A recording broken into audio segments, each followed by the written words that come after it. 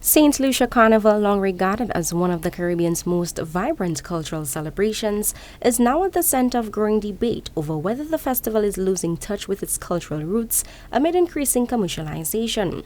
While Carnival has evolved into a major tourism product and economic driver for the island, some cultural practitioners and enthusiasts argue that greater emphasis is now being placed on spectacle and international marketing rather than on preserving the traditions and authenticity of the festival. The issue gained national attention during Monday morning's pre-cabinet press briefing, where Tourism, Creative Industries, Culture and Heritage Minister, the Honorable Dr. Ernest Hilaire, was asked whether St. Lucia Carnival remains inclusive and culturally connected to local communities. The discussion reflects wider concerns about balancing economic growth with cultural preservation as the festival continues to expand internationally. It is inclusive, and we continue to make it more inclusive. There will be events that will be introduced for the public to enjoy at no cost. So, for example, we're looking to bring back Line Jam, which is, you remember the old Line Jam. To bring it back, nobody has to pay as such, and you can enjoy yourself at low cost.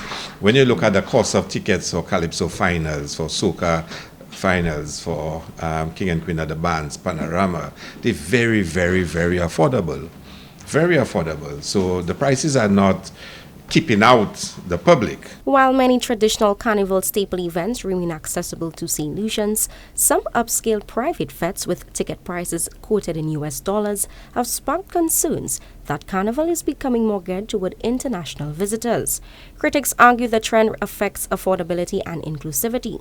However, Tourism Minister Ernest says promoters face higher production costs and must generate profits to sustain large-scale events.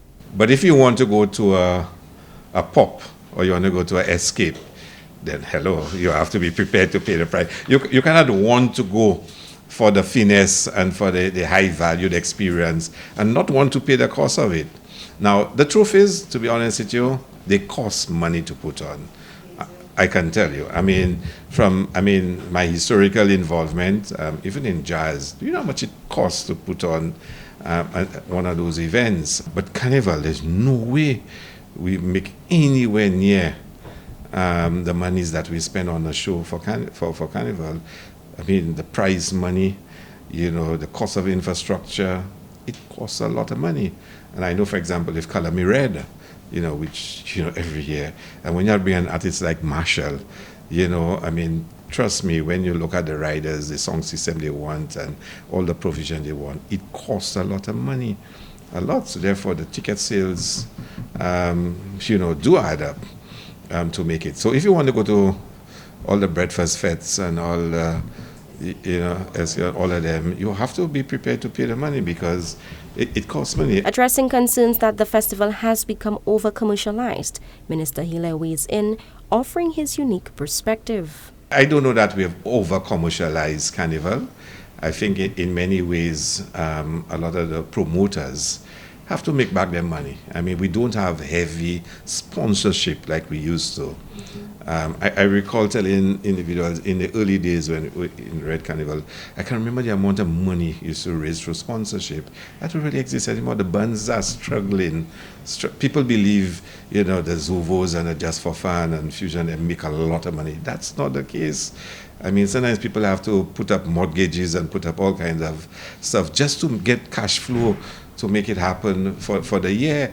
You have faith it will come through at the end of the year, but it overdrafts and a lot of stress and pressure, sleepless nights, and you're worrying of what can happen and what may go wrong to make it happen. The discussion highlights the growing challenge of balancing Carnival's economic value with the preservation of its cultural identity. While many St. Lucians view Carnival as a vital expression of heritage and creativity, others argue that commercialization and international marketing are necessary to sustain the festival and support the tourism sector, vendors, and creatives. The debate reflects a broader question facing Caribbean carnivals: how to preserve cultural authenticity while expanding as a global entertainment product. For Choice News Now, I am Kishana Smith.